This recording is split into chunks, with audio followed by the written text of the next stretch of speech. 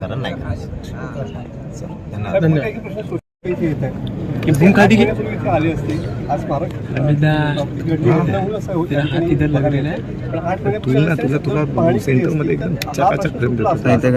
अरे आले म्हणून काय झालं, कुणी आला तरी सत्ताधारी काय आला विरोधक आला म्हणून काय झालं, तुम्ही रोज इथं झोपत होते काय उपयोग झाला मग